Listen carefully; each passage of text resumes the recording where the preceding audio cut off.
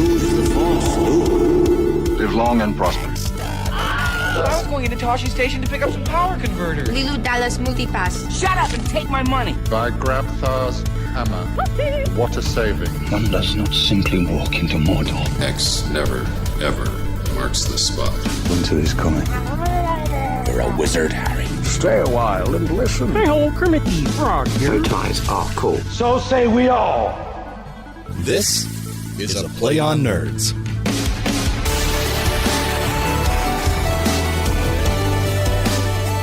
Ladies and gentlemen, welcome to episode 92 of A Play on Nerds. We are back with a copycat cinema this week. That's right, the triumphant return of copycat cinema. That's right, it's always triumphant. And I'm Jarman, your co-host, to bring it in. And who is this with me? And I'm Steve, the other co-host, to pick up all the slack and get everything that we miss. So what copycat cinema are we doing this week, Steve? So we are doing the much anticipated. That's already funny. And highly requested. Nope. Observe and Report versus Paul Blart Mall Cop. We know that you've watched these movies to prep for the show, guys. Everyone out there listening. And boy, are you in for a treat. This is the epitome of American cinema, what we offer to the world. Yeah, for you guys who don't know, our copycat cinema is basically where we take two movies that were made in the same year that basically have the same subject matter or same plots sometimes, and pit them against each other to see which one wins. We each pick a side and defend it, and boy, this week did I have the pleasure of defending Paul Blart Mall Cop. And I had the pleasure of defending Observe and Report with Seth Rogen. But we're going to get into that hot and anticipated debate later. They say hot steaming mess. Hot steaming pile of debate later. And Jarman, what have you been up to? Well, last couple of weeks I've been pretty cultured, I would say. Ooh. To Did distract you wear myself. a beret at any point? I wish. I don't even own a beret, but I wish I did. Well, you need to get on that because that is the epitome of culture.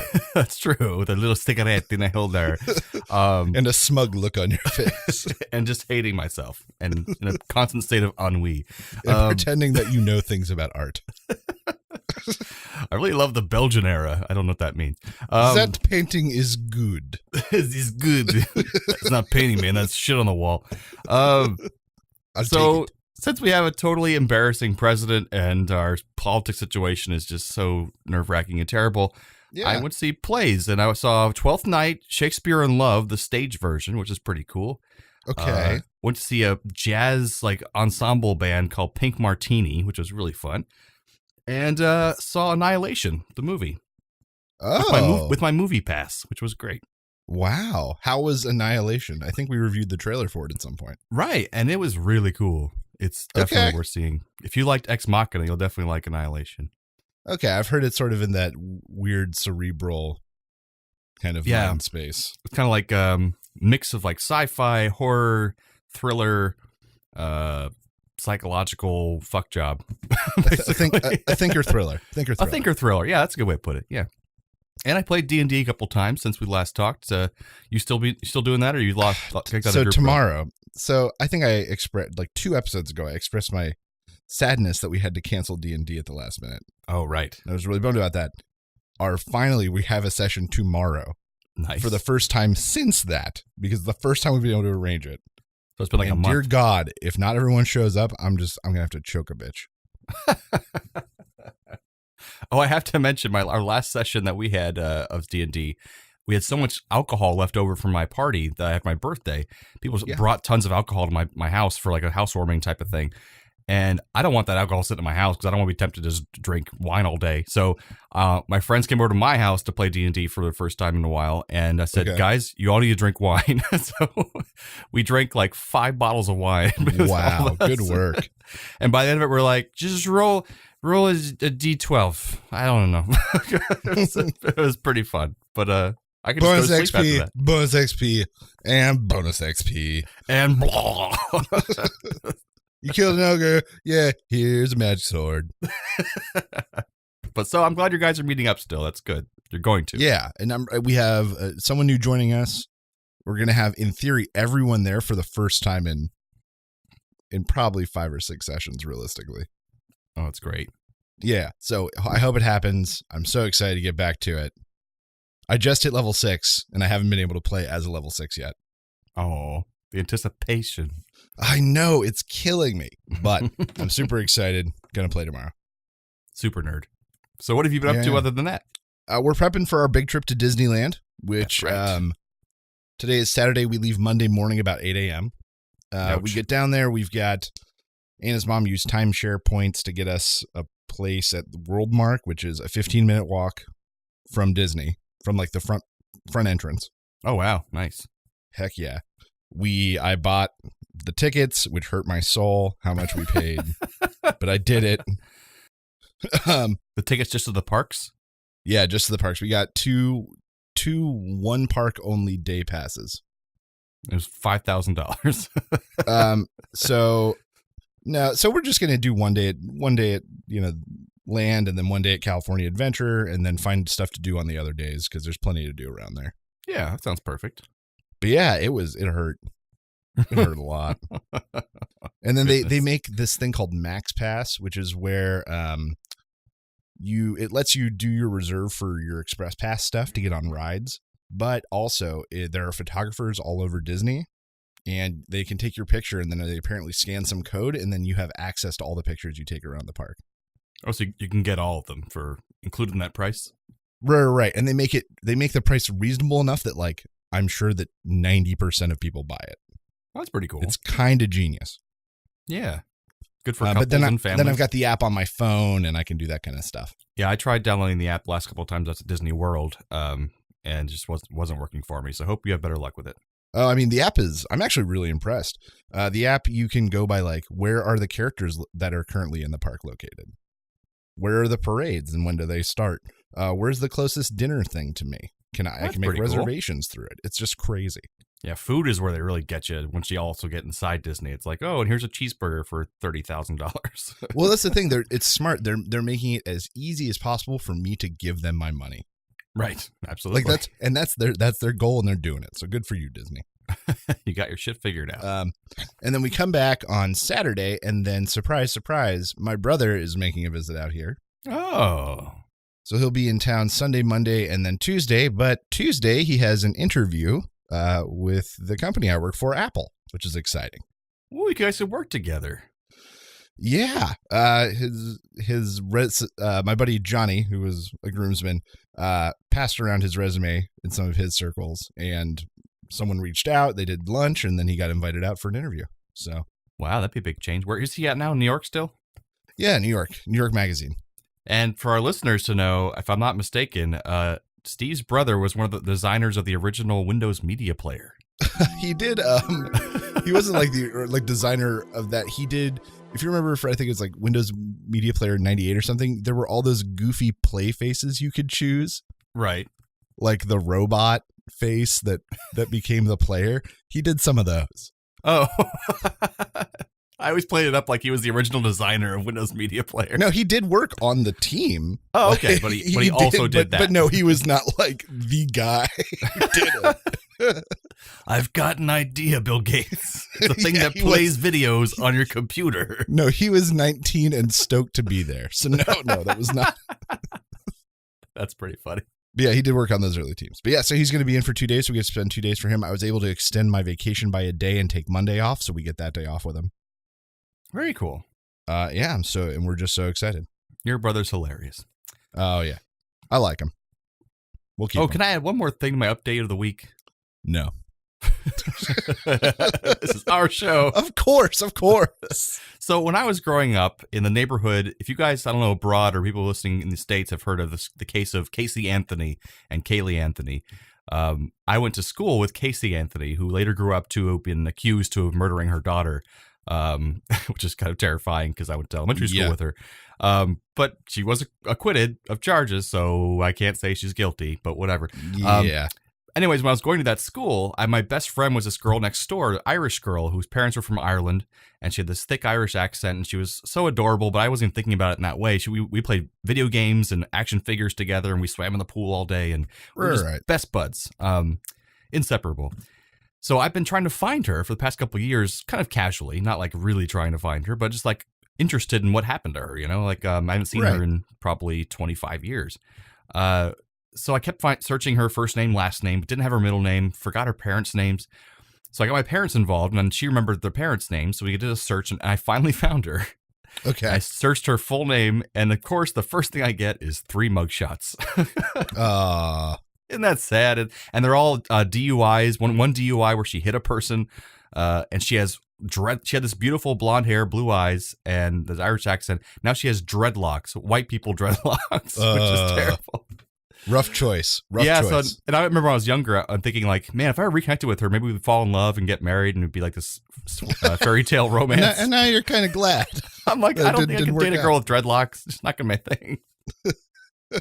So anyway, I just had to mention that. I forgot about that. It was pretty crazy. Well, no, I remember. So when we were naming our cats, we were still coming up with names, and we decided that we wanted to name Mackenzie. Our cat, we decided what we wanted to name her. And I was like, well, I've only really known one Mackenzie in my life. And so I looked her up, and it was a girl we went to high school with. And I Google searched her name. And of course, the first thing that comes up is her like DUI arrest mugshot. And I was like, It's funny because I just saw that girl that you're talking about. She served our table at a restaurant we went to. Oh, okay. I was like, Mackenzie, right? She's like, yeah. I was like, Jarman. I know. It's difficult. I know. Because you're drunk right now, aren't you? No, that's terrible. That's a weird coincidence. Well, yeah. I hadn't seen her in 10 years, probably. Serendipitous. All right, so I think that takes us and segues nicely into some nerdy news. Yes, perfectly. It's time for Nerdy News.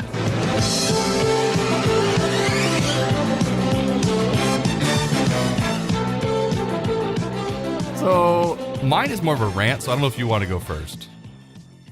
Yeah, I've got a clever name as usual. Perfect. And that is threesome in the gene pool. Oh.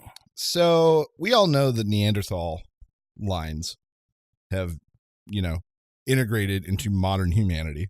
Mm-hmm. And that if you're not of African descent, then there's a good chance you've got Neanderthal in you. Well, they just found another line in the gene pool Cool. that belongs to a group of people called the Denisovan. I don't know. It's a weird name. Denisovians, right? Denisovans. Yeah. Which were apparently a different group of people kind of like us over in like Southeast Asia area.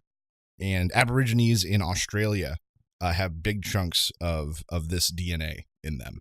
So think over like in that area. Right. And they've basically, as of Thursday, confirmed that, yeah, there's like this third group of things that's in the gene pool. That's so interesting because they've been finding some discoveries in Australia that show early humans being there with technology that they couldn't explain, and they thought it must be all accidents and it must have been tampered with evidence, but right, maybe it's actually just this different branch that was there early on its own. Yeah, exactly. They didn't migrate; cool. They showed up there. Right, they kind of evolved there. But yeah, so that's cool. Threesome in the gene pool. So let's hear your rant. So yeah, I was looking up news stories, and then I saw on all my nerdy news websites I go to, it was plastered everywhere, the picture of Laura Croft in the new movie. Right. Played by what's-her-face? Yeah, I don't even know. I forgot her name now, but she's Alicia Vikander. That's her name. Yeah, there we go. And we reviewed this trailer a while back. We did a while back, yeah. And I said I was cautiously excited because I was like, all video game movies are terrible, but this one looks really good. Great actors, great actress. Looks like the action's fantastic. I'm excited. I like Indiana Jones movies. So on Rotten Tomatoes, it has 50%, which isn't miserable, but isn't good either. Okay. It means half the people that see it are like, that's crap. Half of them were like, that's pretty good. Yeah. So that's probably what a lot of video game movies get. But what I don't understand, what my rant is about, is how do they keep fucking this up? Why can't they make a good video game movie? Because we can turn sci-fi and fantasy novels into great movies, comics into great movies, Even board games like Clue was a good movie. Like, That's why true. can't That's we turn true. video game? It's all laid out there for them too. The plot, the story, award-winning games, and they can't do it. Why is that? I don't know. I think that video games, I don't know, they Hollywood the crap out of it is really what it comes down to. They remove the nuance and story elements that made it so interesting, and then turn it into like and a that's schlock. and that's the thing, because what you loved about that game was the investigation. You know, in the case of something like Silent Hill, that got moved in. It's not about like fighting weird zombies. It was about figuring out this mystery. And same and then thing they with take like, it and they have to accelerate that and take what was your 8 to 12 hour game experience and pop it into an hour and a half. And Resident Evil had more of the slow, scary stuff, and then the movies turned into just B-movie action sequences, basically. And then think about it this way: everything has to most movies nowadays have to have some sort of romance angle, and that's not always the case in a video game. So then they always have to shimmy that crap in. That's true. But it's like the same could be said though for comics. Like, I don't know, like comics have long, super long storylines like a long video game would, and they're still able to make like really good comic book movies that people are moved by and are acted well and written well, and they just don't take the time for these video games. Well, that's the other thing, though, is, I don't know. The argument would be that for like a franchise where it comes back over and over again, it's possible. But in the case of most video games, a video game is in and out in 7 to 9 months. Right. Realistically, it has like this time of vogue. It gets to win awards maybe that year, and then it's gone. So if they're going to release a movie, it's like always strike while the iron's hot. Well, something like they could have done, which is a huge franchise, tons of canon, tons of material for them to make movies out of, Warcraft. And that one misfired. And it's like, how do they screw that up? That it's such a rich lore, has books and all this crap. They just that's the other problem is that, once again, Hollywood and the crap out of it. In that the problem with the Warcraft movie is someone thought too far ahead and was like, yeah, we can make this 7 movies. Yeah, so this has to be the origin movie. Right. And we'll go back to the very beginning of the Warcraft story because that's what the people want. Like, no one remembers Warcraft 1. Right. Nobody remembers that. And so I'm like, why not throw us in the middle of a conflict? You can do some fun flashback stuff. You have the option of doing a prequel movie later if you want. But to start us at the beginning in a really kind of obscure, we have to explain a lot of magical forces kind of stuff. They probably should have done the Ice King. What's his name? The Lich King. The Lich King. That would have been a great storyline to start with. It's so captivating and interesting character. Well, it's a great character arc. Right. You can follow for it Arthas. really easily. Like, it's brilliant. But yeah, so then someone was like, yeah, we'll make 7 movies, but because they made this piece of crap film, they're not going to get to make that many more. Yeah. Maybe. I'm not even sure they're going to get to make one more. They might not because it takes too much money. It was a big effort. Right. And like, that's why I'm worried about my other franchises that I loved as video games that would make beautiful, interesting movies would be Uncharted, Mass Effect, and BioShock. I don't want them to screw those up. I want them to do it right, and I don't know if it's going to happen. But there's such loved series of video games. If they do it now, those will make really good money if they're actually well made. That's true. But they're going to screw it up. They're going to screw it up. So that's my news story kind of rant thing. I'm pissed. I haven't you hear seen that, it nerds? Yet, Jarman is pissed about video game movies. I'm pissed. I push my glasses up. Sam Finnegan lived in Watling Street, a gentle Irishman, mighty odd. He had a beautiful brogue, so rich and sweet. To rise in the world, he carried a heart. See, it's sort of a tipping way. With a love for the liquor, poor Tim was born. Help him on with his work every day. Hit a drop of the catheter every morn.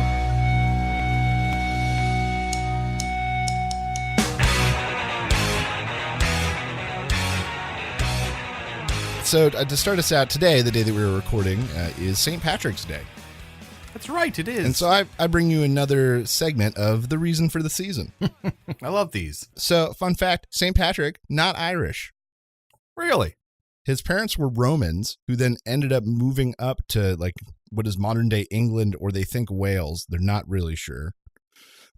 He was kidnapped at 16 by Irish raiders, sold into slavery, lived in Ireland for 6 years, escaped at 22, made his way to a monastery where he spent 12 years becoming a priest, and then went back to Ireland, started converting people left and right, and then led this huge campaign against the Druids, which was like the built-in religion there.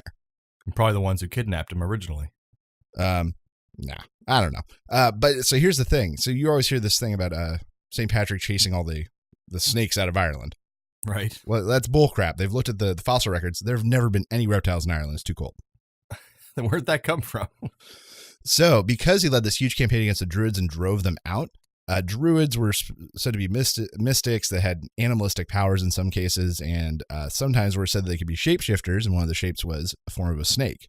And so it turned into this big parable about him driving the snakes out of Ireland. Basically, the snakes being the Druids. Right. It just turned into this bigger thing. Interesting. So he was an Italian guy. What? So he was an Yes, Italian he's Italian. guy.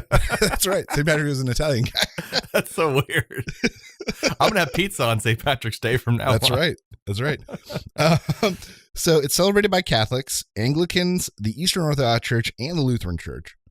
So it historically falls during Lent, which is where you give up drinking and fat and sugar and all sorts of stuff. But traditionally, the restriction has been lifted on Lent. And so because of that, people would get all their drinking and debauchery out of the way on that day because they'd been in famine.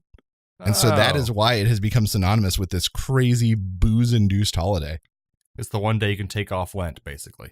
Right. Oh, that's interesting. So the shamrock, though very popular symbol, is not the actual national symbol of Ireland. The national symbol of Ireland is the gold harp. Oh, yeah. Hence like why Guinness. Harp the beer gets its name. Yep, and Guinness has the harp. St. Patrick, his color is not green. It's actually St. Patrick blue, and it's a light shade of blue, like a pale blue. Weird. I didn't know saints had colors. Yeah. Like football teams. But green became became synonymous with the Irish Revolution and the party that ran it, and so because of that, it kind of took over. That makes sense. Let's see, shamrocks, 3-leaf clovers, were said to be used by St. Patrick himself to explain the Holy Trinity to the pagans. Okay, so you can hold up a shamrock and be like, look. All three of these things separate, but all of them the same. Interesting. And then, of course, the traditional meal is corned beef and cabbage. But did you know corned beef has nothing to do with corn?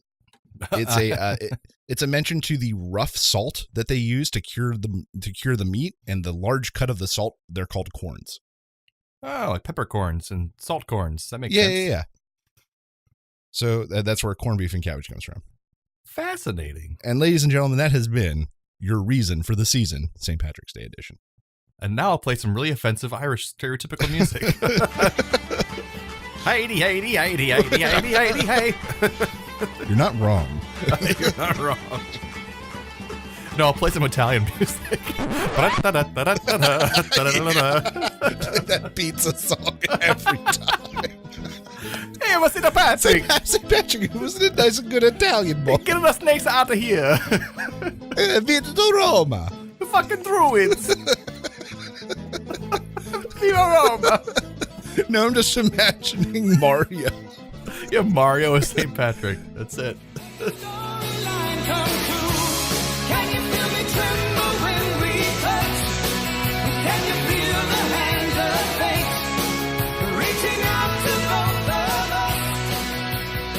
So now we're going to move on to talk about our main subject, copycat cinema, observe and report versus Paul Blart Mall Cop, the best movies ever.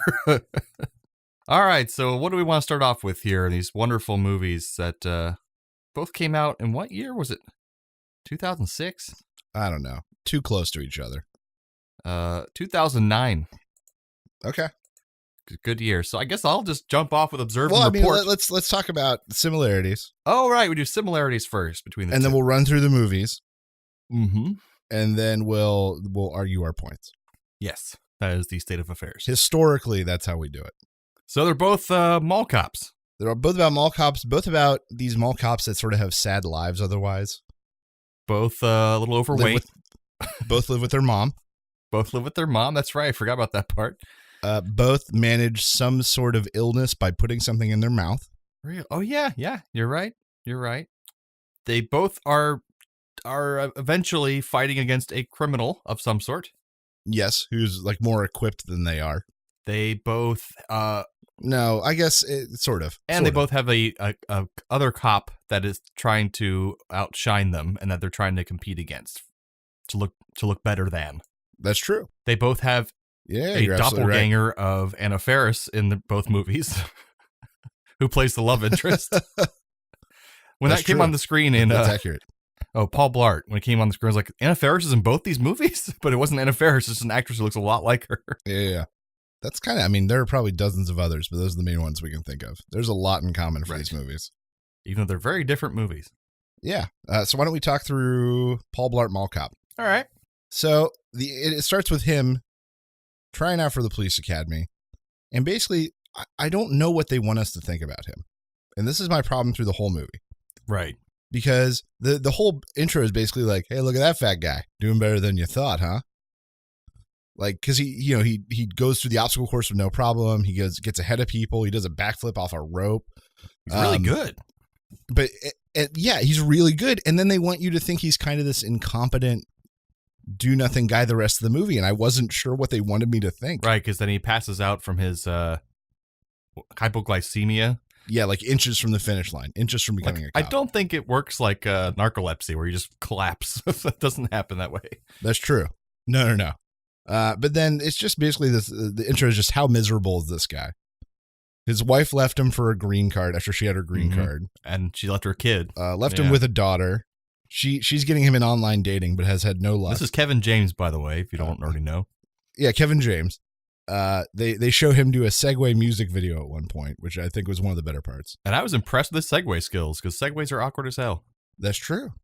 And then I wrote down, and that's when I realized, oh my God, I rented Paul Blart. Did you actually rent it? Yeah, I try to be legit when and if I can. Good for you, but not with this movie. Don't patronize these things. He kills a dog on the way to work. Yep, I laughed out loud at that. His love interest works at a place called Unbelievable. Selling weaves. And then he immediately shows signs of being a stalker. Yes. Creepily abuses the mall security system to spy on her. Yeah. There's a new guy at work. He's trying to show him the ropes. He pulls over a guy on a scooter and then followed that by every time there was stalker-like behavior, I wrote it down. Followed by more stalker-like behavior. He crashes into a van. A van. He takes her on a Segway. I wrote Segway boner ride. Where she's riding in front of him and he gets to escort her out. He goes out to drinks. It's like with a big group, but he doesn't drink. He ends up accidentally drinking and then going crazy because of his hypoglycemia, I guess. Maybe. He has an awkward next day with the girl because he did something embarrassing. He closes down the arcade, and while he's locked himself in playing like Guitar Hero, a gang of thugs takes over the mall. Parkour thugs.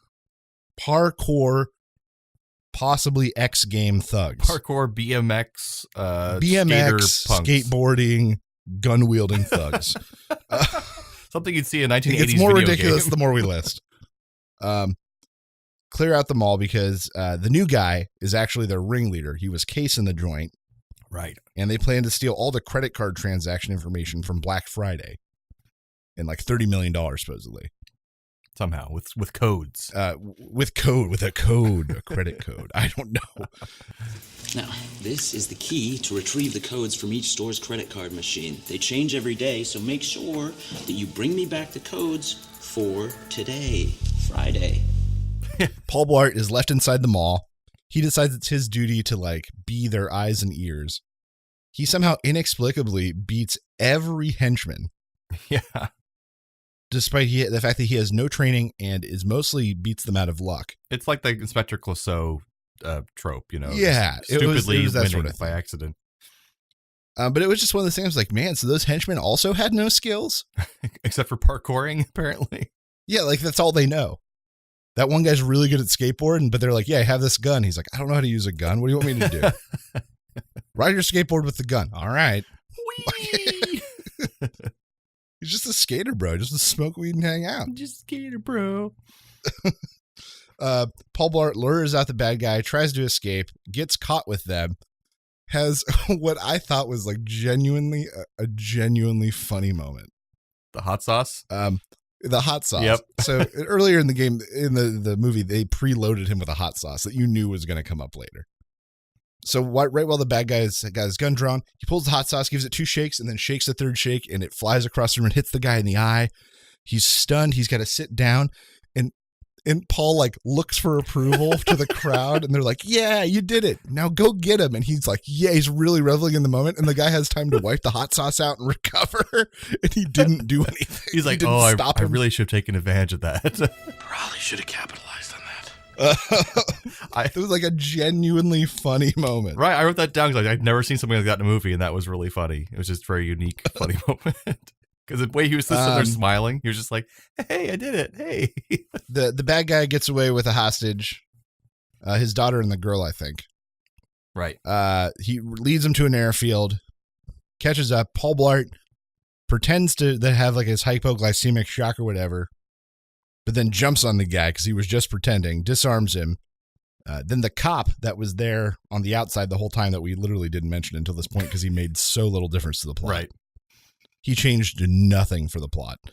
Shows up and he's like, "Good job, but I'm actually the bad guy." I was working with the bad guy. Dumb. It was so dumb. And then just as he's about to shoot him, Paul's boss, who was introduced one time earlier, a couple times, pulls a cop's gun. Yeah. No, but as far as his relationship with Paul, yeah, they've been a few moments here and there. Pulls a cop's gun and shoots the guy from far away with a shaky hand. From far away with shaky hands, perfectly shoots the guy, stopping him. And Paul decides to turn down being a cop and go back to his really terrible life as a mall cop. But now he has the Anna Faris lookalike, so he's okay. Yeah, now he's got the redhead or strawberry blonde. Right. And that's the end. Why they made a second one, we may never know. I think we covered it in that one. I'll have to watch a second one someday. No, never. Don't say that. I'm not gonna pay for it. All right, I'll get it from the library. A stork will deliver it. Let's talk through Observe and Report. So Observe and Report, this might sound familiar because we just talked about the same exact scenario. We have a unhealthy, sad man who lives with his mother, who's an alcoholic, but he works at the mall as a security officer. He's very adamant about everyone's being an officer, not a guard. I'm here with Ronnie Barnhart, one of the security guards here at the mall, who can hopefully... You fucked up, ma'am. I'm the head of mall security. You should do that again and say it right. Well, Officer Barnhart... Action. Right. Is there any information you can shed on this situation? You're just gonna keep going even though you fucked up my title? Okay. Well, I'm standing here with this doctor. And he's just sad and too into his own world. And very angry and chauvinistic and gross and weird. And he has, he's surrounded himself with these kind of like sycophant guys who buy into his crap. Because they're even more pathetic than he is. Yeah, and so he's patrolling around, trying to be bigger than he is, but then we immediately are introduced to the fact that there's a streaker or a flasher going around the parking lot of the mall, harassing women and yelling obscenities at them and flashing them his naked body and then running away with his trench coat. And he flashes Anna Faris, who is the main character's love interest, who has no interest in him. And was like a weird derail for the plot. Yeah, she's like a ditzy, annoying makeup person, but Anna Faris is great. I always love her and everything. So she's like a shining star in this movie, I think. Then we have also a woman in the mall who is a cast who works at the donut shop, and she seems to be showing interest in him, but he constantly ignores her and talks her down. She gives him free coffee all the time, and he's terrible to her. And she keeps coming back for more. Right. And they can't find the streaker, so a real cop gets involved, played by Ray Liotta.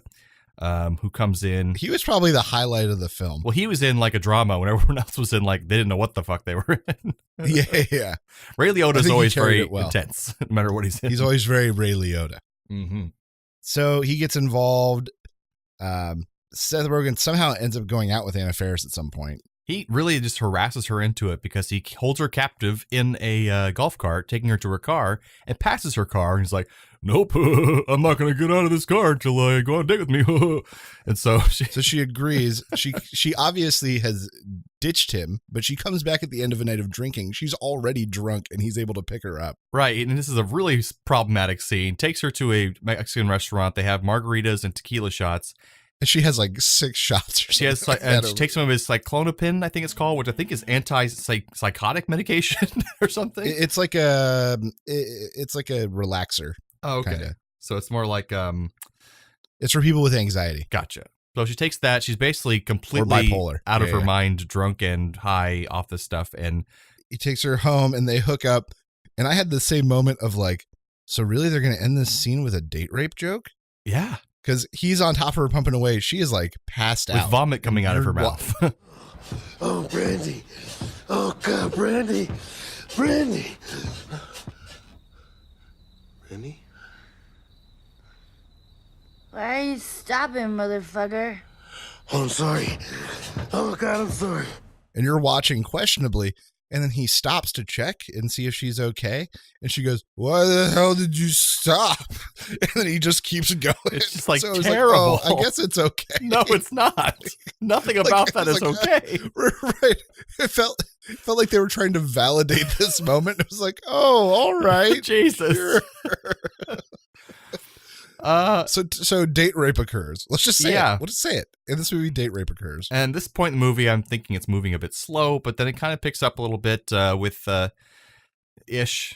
I forgot what happens he next. decides that he's going to become a cop. The plot's so meandering in this movie. The plot goes nowhere. That's the worst part. Every time he like stopped, I kept thinking like, okay, what's happened? And I'm like, he had a conversation with this person. He had a conversation with this person. He had a conversation with this person. Nothing has happened. Right. Oh, yeah. Someone keeps robbing the mall as well. That's right. And so they don't know who's doing that. Yeah, someone keeps robbing from the mall. He's trying to figure that out. He decides he's going to become a real cop. He starts training.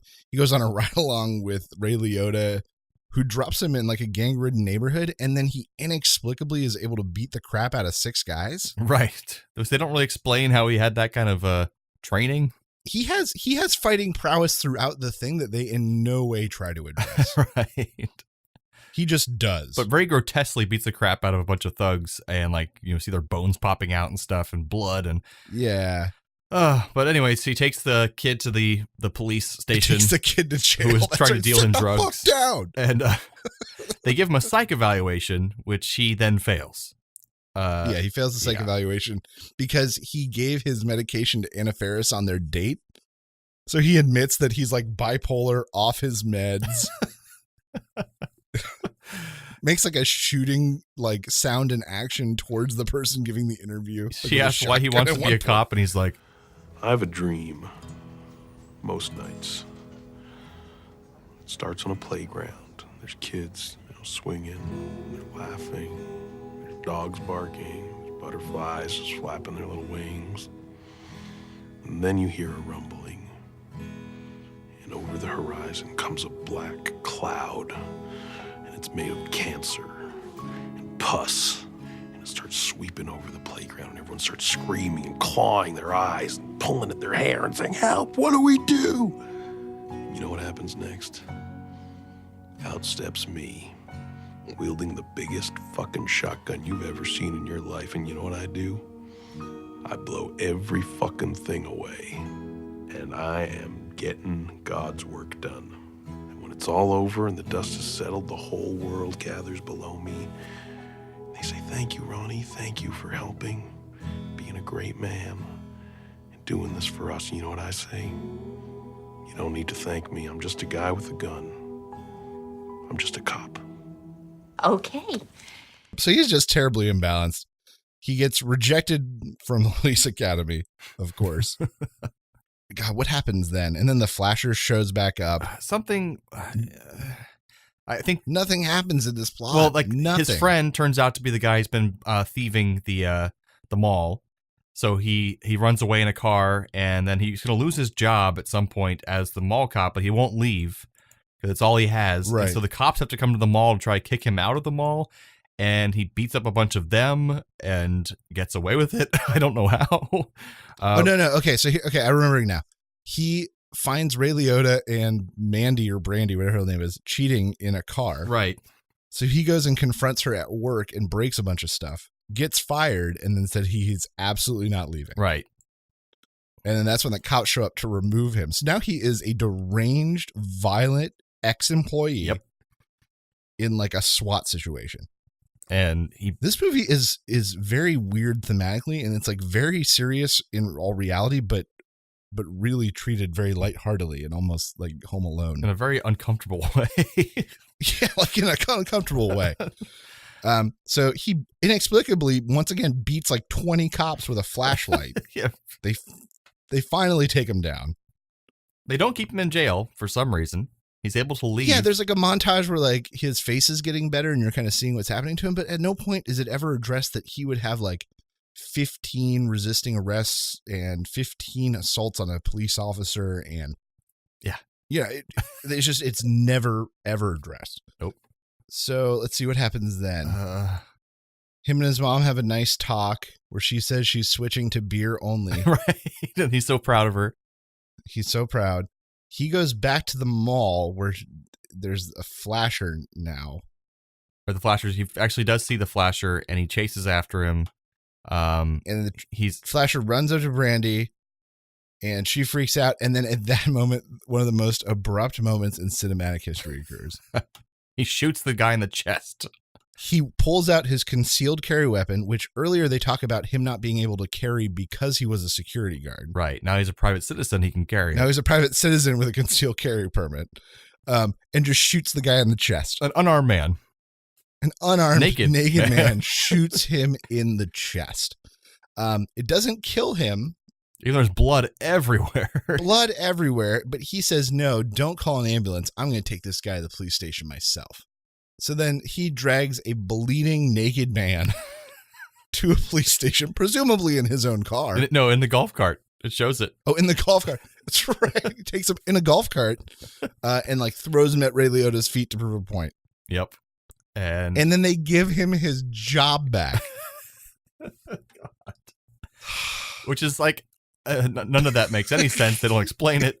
No. And the thing is where it's living in a dark world, but then at the same time it's trying to be like a Judd Apatow comedy, and so like it doesn't work. It's really and then the girl we mentioned one time earlier, she's got her cast off and she's still into him for some reason. Right, some reason. I have no idea why.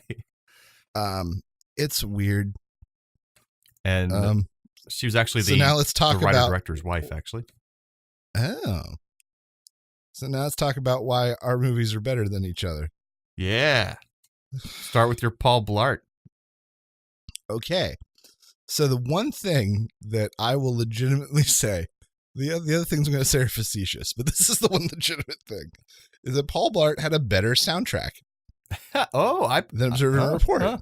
Interesting. Featuring songs like Mr. Blue Sky, Turn Up the Music, I Can't Hold Back, Take It on the Run, Runaway, Detroit Rock City, Think I'm in Love, and then other classics like The 12 Days of Christmas, We Wish You a Merry Christmas. First time we had Ding Dong Merrily on High, your old favorite and lovemaking song, O Tannenbaum. Lovemaking song? My favorite disco jamboree, Hark There, the Angels Sing. Was this set during Christmas? I guess it was. Yeah, I forgot. The big Christmas tree in the middle. Right. That's the worst part, is that like thematically, they set this movie on Black Friday so that it would be, so that that's when there would be the most money in the mall, and that's when it makes sense to rob it. But otherwise, it had no effect on the plot. Nope. But that legitimately, with some of those classic like rock songs they threw in, I genuinely, and they really played them. Like they really played the songs. Like when he's doing Detroit Rock City, when he's playing Guitar Hero, you really get to listen to the whole song. Right. And there were times where I was like, oh, thank God I at least have something to listen to. So you're not going to believe this, but one of my 3 points of why my movie Observe and Report is better is the soundtrack. So it's like when you go to a play you don't like and you're like, I really enjoyed the lights. Like that's what we're doing right now. How'd you like my short film? Oh, the sound editing was great. The camera angles were so on point. But no, some of the songs you'd recognize, some you wouldn't. They had like covers of lots of famous songs and some old classics and Bob Dylan and that kind of stuff. But the important thing was you could hear the lyrics, and they were often very well suited to the scene. They were thematically well suited for the scenes. It's like they were meant for a better movie. Like someone did very well matching the songs to what you were supposed to be feeling in that scene. But that's added to the uncomfortability of this movie because it didn't know what it wanted to feel because it was all over the place. But I can feel the producer meeting now. They're like, all right, we didn't get the writers we want. We didn't get the editor we want. We didn't get the camera operator we were running. But we got the soundtrack guy we wanted. Exactly. Everything else fell through, but we got that one thing. Perfect. So yeah, that put better soundtrack. Yeah. Fair enough. So my second point is that even though Seth Rogen is very intense, I think Paul Blart showed much more promise as a long-term stalker. Is that what we want? No, but it's the only points I have for this film. He's a better stalker? So Seth Rogen is very much, in her face. You admit that like he kidnaps her on a golf cart at one point effectively.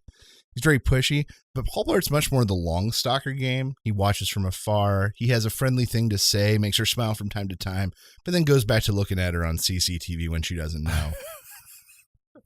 I think that he's playing a much more sustainable stalker game. Is therefore a better character. Therefore, that's a better character. Okay. We'll let the audience decide what they want to take from that. These movies are so bad. There's nothing redeemable. I miss Volcano. Oh man!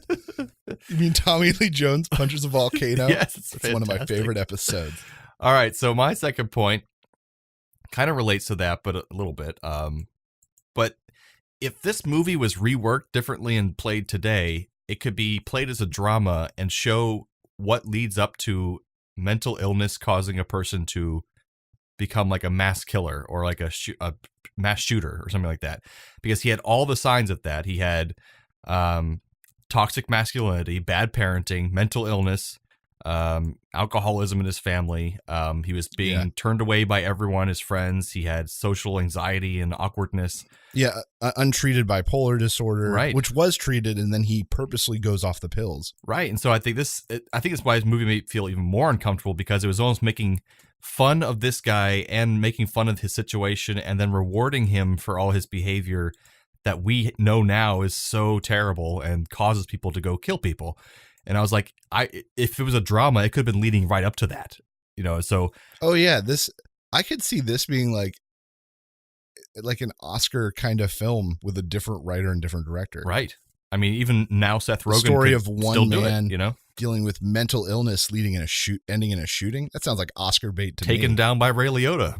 You don't need to change. Taken down by Ray Liotta. You don't need to change it. Ray Liotta too. Yeah, you're right. So I got something from that. It made me feel uncomfortable, and I think movies that make me feel uncomfortable generally have something good about them because they make you think.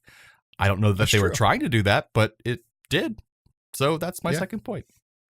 My third point and final point is that Paul Blart had higher stakes and therefore led to like a more satisfying end, I guess, maybe. hey, stick to your guns, man. Stick to your guns. Because he stopped someone from stealing $30 million versus Seth Rogen stopping a naked man with unnecessary gun violence. Unnecessary gun violence. It's true. It's true. Graphic unnecessary gun violence. Blood everywhere. Just blood everywhere. So yeah, I think because it just had a bigger villain, I guess, and then there was a surprise villain at the end that there was no sign of before that point. Right. Just none, no inkling at all. Yeah, so that made it a better movie, higher stakes. Well, here's the third point for me that you can't refute. All right. I won't refute. Observe and Report had a better cast. Big cast. Seth Rogen, Anna Faris, Michael Pena, super young Jesse Plemons, who we now know from the Black Mirror Star Trek episode and Breaking Bad and Fargo, Ray Liotta, Aziz Ansari, Patton Oswalt, and Danny McBride. I mean, crazy cast. Not well used, but still a great cast. Aziz Ansari was a good use in there. That was pretty good. Fuck you, man. Fuck you. Fuck you. Fuck. Fuck you, Ronnie. Fuck you. Fuck you. Fuck you. Fuck you. Fuck you. Fuck you. Fuck you. Fuck you, Ronnie. Fuck you. Fuck you, Ronnie. Fuck you, Saddam Hussein of Iraq. Fuck you. Fuck you.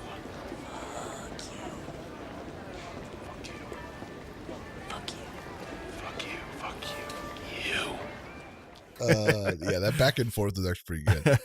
But the one thing I will say, and in a little bit, tiniest bit of defense of Paul Blart, is that a lot of the movie really wasn't Kevin James' fault. And a lot of the chuckles I got were because of little things he did. Right. And not because of like the situation or the movie itself. I got a new appreciation for him from watching this movie, and just because like he was really putting his heart into it, you could tell. Yeah. And he really delivered lines in like funny, clever ways. Yeah. You're right. We don't have a gun. What do we have? We have our voices. We have our voices that we can use. Like we lean our hip in, we put our arm behind us, pretend we have a gun. Most of any of the comedy that actually showed up was because of Kevin James doing it his way, not because of anything that any director or producer planned. Right. And I would just love it if, I mean, especially more so with Observe and Report, where terrible, gross men are paired up with beautiful women who are sweet and wonderful. It's like, yeah, can we make it realistic? I know. And then just once we have like Paul Blart was better because he's actually a nice guy.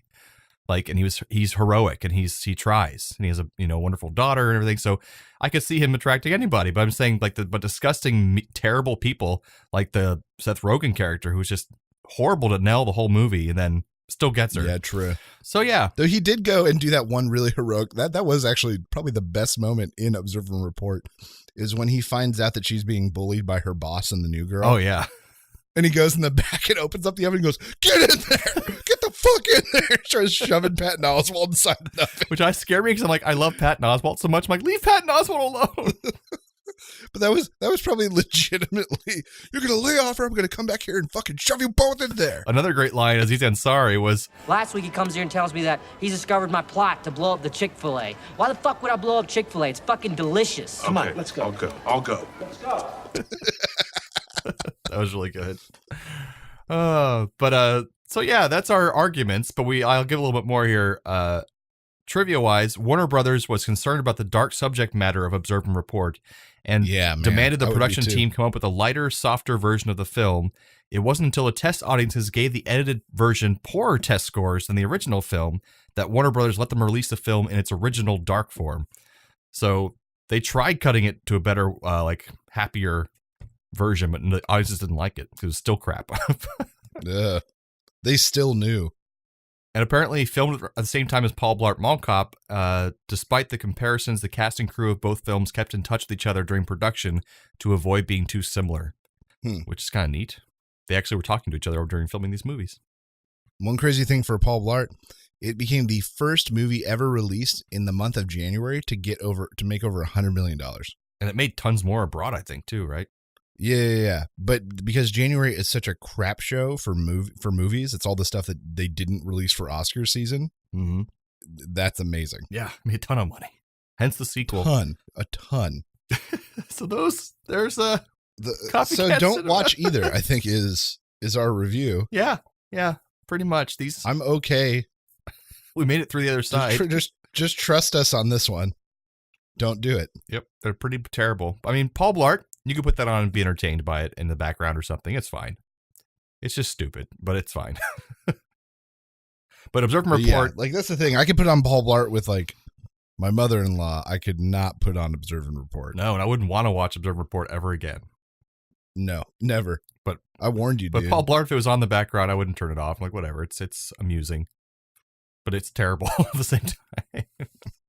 So, yeah, don't watch either. Nope. That's the end of today's Copycat Cinema. Until the next triumphant return, I hope you guys enjoyed. Indeed.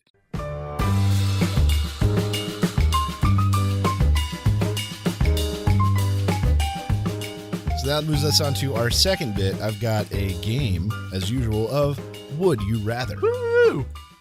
All right, Jarman, are you ready to play Would You Rather? I've got some good ones this week. Absolutely. All right. Would you rather have an evil gnome harass you that does one of two things?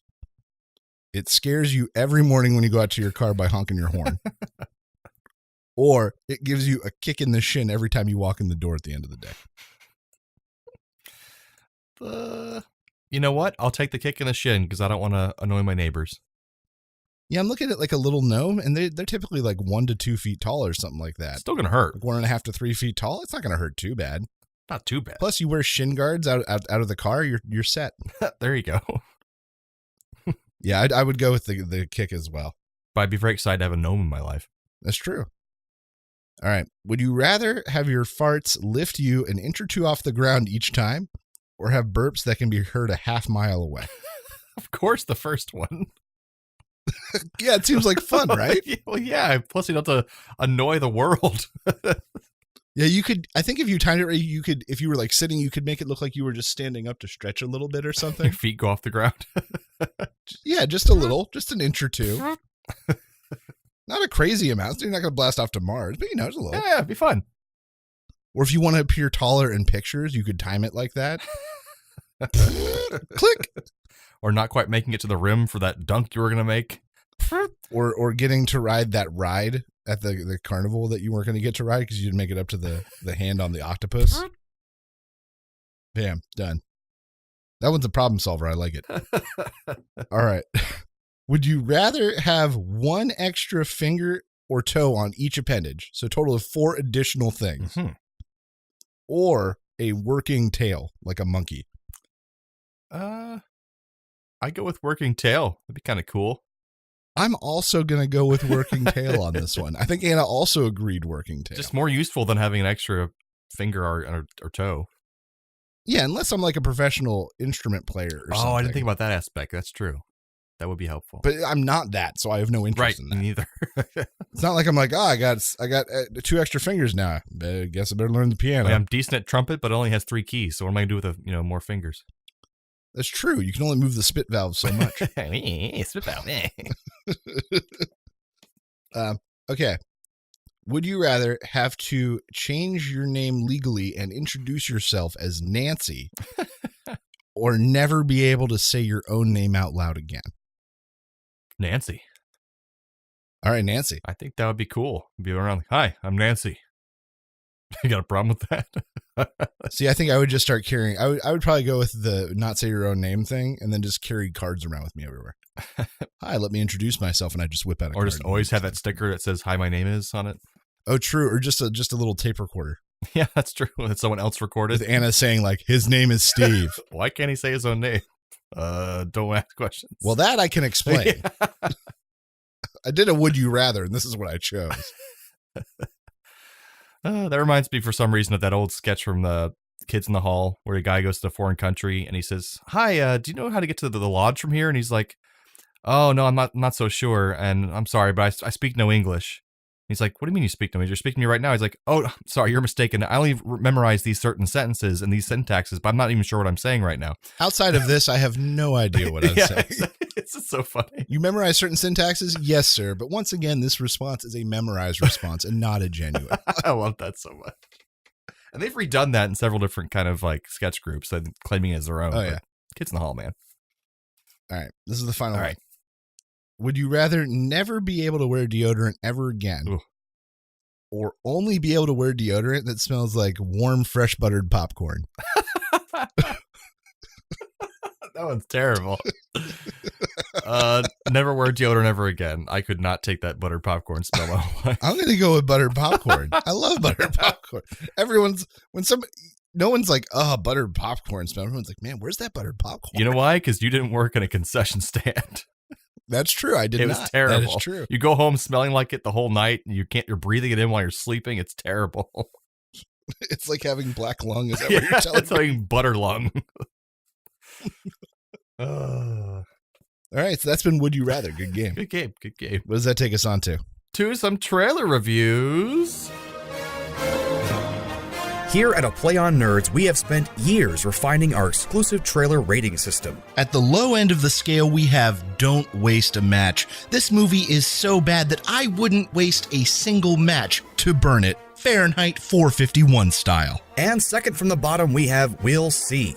Maybe the trailer was too short. Maybe it was cut oddly. Or maybe we don't know what the hell we just watched. We'll see. Up next, we have Give It a Buck. Whether you hit a red box, a dollar movie theater in the bad part of town, or a cheap online rental, give this movie a buck and enjoy it without breaking the bank. And at the top of our rating system, we have Shut Up and Take My Money. The wallets have been charmed out of our pockets, and we are ready to make our hard-earned cash disappear. And that's our patent-pending trailer rating system for A Play on Nerds. So, first one I proposed this week was Fantastic Beasts, The Crimes of Grindelwald. I have some questions for you, Professor. This is a surprise. There's a rumor that Newt Scamander is headed to Paris. I know he's working under your orders. What do you have to say for yourself, Dumbledore? If you'd ever had the pleasure to teach him, you'd know Newt is not a great follower of orders. The time's coming, Newt, when you're gonna have to pick a side. Are you going somewhere? No, we're going somewhere. Jeez. I can't move against Grindelwald. It has to be you. This seems to be the story of Dumbledore, much younger. Young Dumbledore. Young Dumbledore. Which they briefly mentioned in the Harry Potter books that he was in love with Grindelwald, but it was kind of unrequited, and Grindelwald went nuts and off his rocker and started killing people. He was the Voldemort of that time. Yeah, the original Dark Wizard. Right, and Dumbledore's played by Jude Law, Grindelwald played by Johnny Depp, who they smartly didn't put much of the trailer because he's problematic these days. That's true.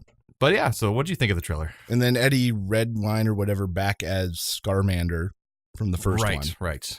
I don't know. He's on some sort of mission from Dumbledore. I'm as excited for this one as I was for the first one, and that is confused. I honestly don't know what to think. I saw the first one. I enjoyed it, but I'm not waiting for an anticipated sequel. And I think there's a good reason for that. And the reason is it was perfectly fine to make a Fantastic Beasts movie. I think it was perfectly enjoyable by itself. But there's no reason to make this a Fantastic Beasts movie is my problem. They should be making... Right, if you want to start a new 3-movie series about the old days, do it. Or just make an anthology like... Okay, so there was a story of Newt Scamander. You've heard about him from Harry Potter days. And here's the story of how Dumbledore fought Grindelwald.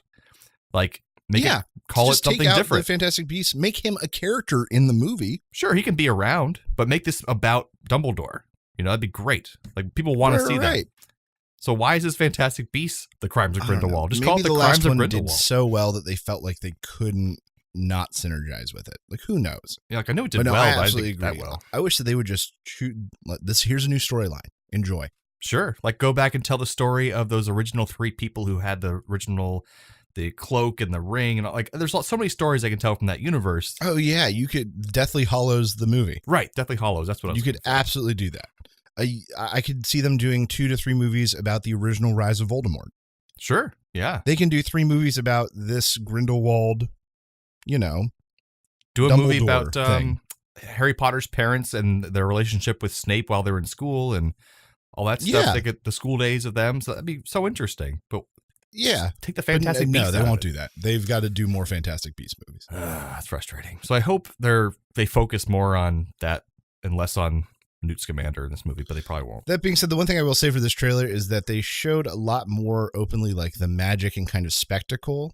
Right. Than they did. I remember for the first movie, everything was very cloak and dagger. Yeah. In alleyways. They didn't reveal a whole lot. This time I feel like they're nope, it's more. It was a beautiful trailer. It just looks amazing. Good music, well orchestrated. But yeah, I don't know. I'll give this one probably give it a buck. Nice. Doing Shut Up and Take My Money because it looks so pretty. Shut up and take my money. All right, you're going to go see it in theaters. Yep, right. They still took it I love the story of Dumbledore, so that's pretty cool. It's true. And then the next trailer is the Avengers Infinity War, and then it's just a new trailer. Right. As of today, it came out yesterday, I believe, so the day before St. Patrick's Day. The entire time I knew him, he only ever had one goal. to wipe out half the universe. If he gets all the Infinity Stones, he can do it with the snap of his fingers. Just like that. Tell me his name again. Thanos. We got one advantage. He's coming to us. We have what Thanos wants, so that's what we use.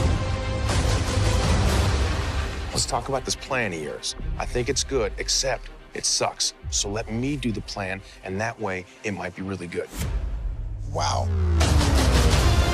The end is near. When I'm done, half of humanity will still exist. Perfectly balanced.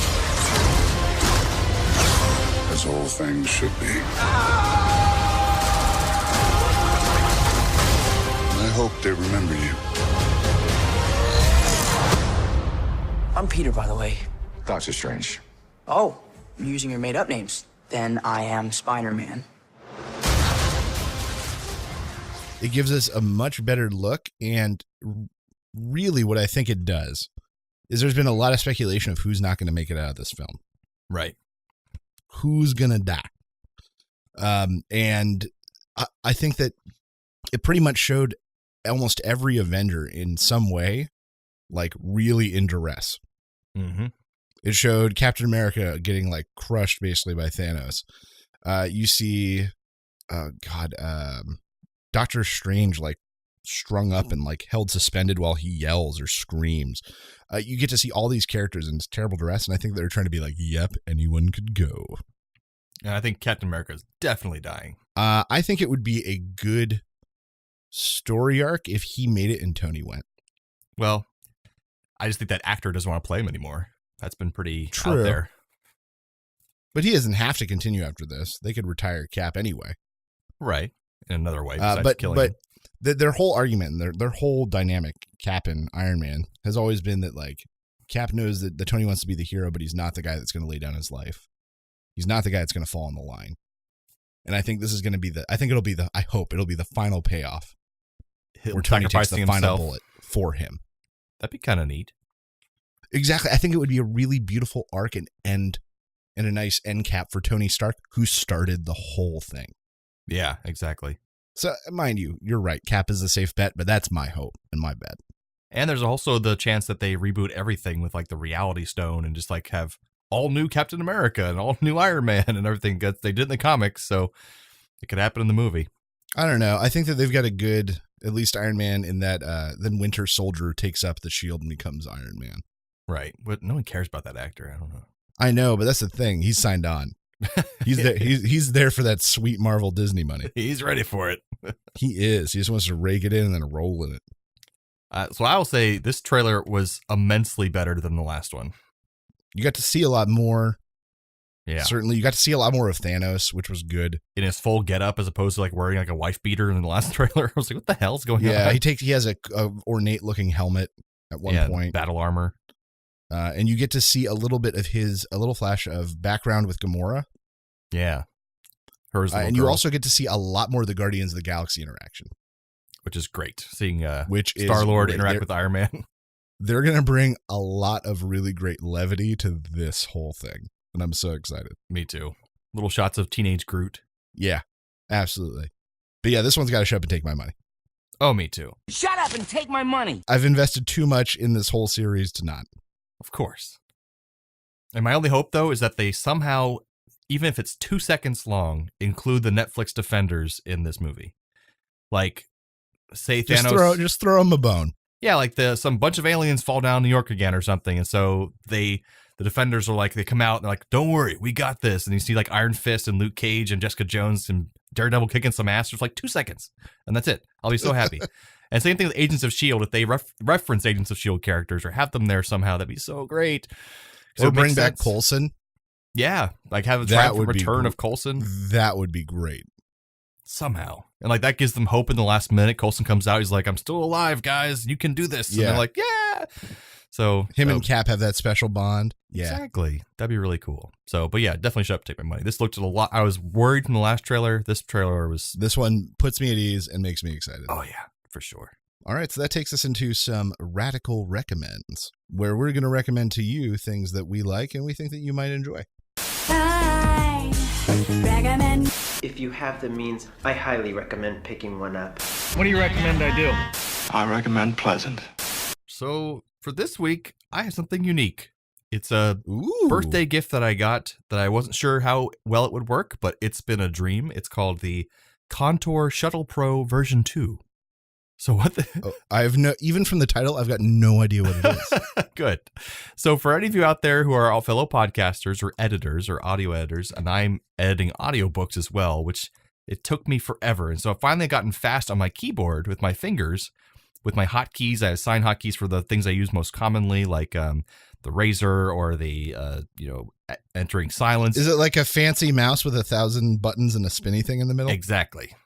I see it. Okay. So it's not a mouse, but it's just flat on my left side. So I have my mouse on the right. On the left side, it has about 10 buttons on the top, one on the left, one on the right, and then 4 buttons on the bottom, and then a wheel on it that you can go left or right to. It looks like 2 wheels almost. Yeah, there's one in the center that you can go frame by frame, and then the outside wheel is rubber, and it kind of shuttles you, it jogs you across the screen, so you can jump to places. It is saving me so much time. I mapped out all the buttons for delete and paste and copy, and just last night I was editing the last podcast, and it went so much faster using this thing. So I'm like, oh my God, it actually works. I'm going to save so much time.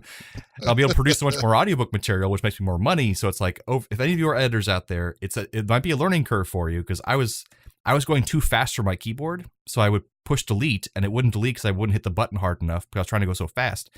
So this thing lets me go like immensely faster. So editors, check it out. I think it was about $60 or $80. But it's definitely worth it. Online, it says it retails on their website. It retails for $99. Oh, okay, $100 then. Thanks to my mother who bought that for my birthday. I just had thanks, Karen, on wish list, just like as a dream to get it someday. And I had sent them that wish list like last Christmas, and she saw it and she just bought it. And I was like, oh shit, thanks. Aw, thanks, Mom. It was wonderful.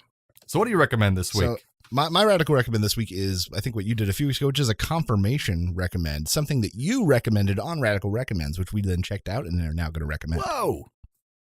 And that is the show Misfits. Oh, good. Love that show. We just watched through the first 2 seasons. We're just getting into the third, which I'm not going to lie is a little rough. It gets worse as it goes, but it's still fun, but not nearly as good as the first 2 seasons were so genuinely good and so genuinely funny. Oh, yeah. Which is so rare for a show. Now, let me ask you this. Do you have to use captions? The first episode and a half were a little bit rough for 1 or 2 of the characters. Right. Especially the blonde girl. The blonde girl, every now and then, oh God, what the hell's his name? The curly haired guy. He's got like an Irish accent. Robert Sheehan. There we go. Yeah. Robert Sheehan as Nathan is maybe one of the most enjoyable characters I have ever found in a show, maybe ever. And it was such a shame when he left the show. I was like, no, because he was like the heart of it, you know?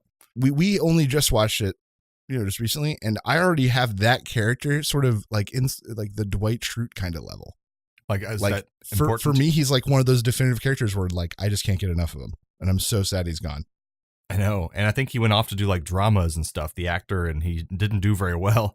So he was in that movie Geostorm. Oh my God, he was. But check out, I highly recommend, check out Misfits. It's about a bunch of social misfits who find themselves with powers that I appreciate. None of the powers had really like directly violent implications. Right. If that makes sense. None of their powers were hurting people. But yeah, so they all get these powers. It's how they use them. What sort of surprised me and what Anna and I came to is there are huge stretches of the show where nobody uses powers. Yeah, it's just interactions between them being hilarious. Right. But the show still carries, but you don't realize. So like they're one of the women, I think we realized like, oh, her power hasn't come into play in like 4.5 episodes. Right. Was the last time her power had anything to do with her part of the plot. Just such a well-made show. And then, of course, the kid who went on to play Ramsey Bolton, Ewan Ryan, is in it and does a good job. Yeah, he's good at being creepy. Yeah, the kind of creepy, quiet, subdued, doesn't know how to behave socially, all really worked, and he did a good job with that. Absolutely. But yeah, we're on season 3. some of the new characters, I'm just not. I don't care. Yeah, it's good. But the woman who played Miss Sunday also shows up in season 3. Oh yeah, I guess that is her. Yeah. So yeah, that's my radical recommend is check out Misfits. I'm confirming what Jarman says. It does get a little bit rough. I'm not all the way through it, but season 1 and 2 are definite recommends. Absolutely. Thank you for being a friend. Travel down the road and back again. Your heart is true. You're a pal and a confidant. And if you threw a party. So for a little thank you section, I'm going to go ahead and thank Steve's wife and my girlfriend. Now, the reason I'm bringing up my girlfriend is because she just now started recently listening to the podcast because she's commuting quite a bit to work, like a 3-hour commute on the weekends to come back to Orlando from where she stays. That is destructive. So she's doing audiobooks, she's doing podcasts now, and she finally got to listen to our podcast, and she's really liking it, and she will tell me little things when she's listening to it, and I really appreciate that. So if you're listening, tell me you heard this. Otherwise, you've been lying to me. That's right. And you will know. And thank you to my wife who takes out the kid. It's invaluable. It really is. While we're recording. Or she helps me get the kid to bed so that we can record at night. Exactly. She's ultimately flexible and has been putting up with this crap for like 4 years. Without her, this wouldn't be possible. That's true. She's one of our sponsors. Exactly. That and Silzer Law Chartered. Yes, Silzer Law Chartered. Bringing for people all your to immigration America. needs, check out Silzer Law Chartered. They're real swell. So I get that about does it for this show. I hope you guys were able to stick through that horrible group of films. Yeah. The important thing is that we talked about it a long time. Is that important? That's the best part. Of course it is. This has been Copycat Cinema. So thanks for joining us for episode 92. As always, we will keep coming back and being your nerdy host if you keep coming back and being our nerdy audience. Thanks again, Internet. Stay nerdy, my friends. Thanks for listening to A Play on Nerds. Find all of this content and even more nerdy news, reviews, and fun at www.aplayonnerds.com. Be sure to like us on Facebook and follow us on Twitter so you know the exact second we release new podcasts, articles, and other nerdy content. We know you're impatient. Subscribe to us on iTunes, Podbean, Buzzsprout, Podomatic, and whatever the hell else you use. Also, please leave us a rating and review on your chosen podcast platform so we can be discovered by even more nerds like yourself. However you do it, check us out. And how.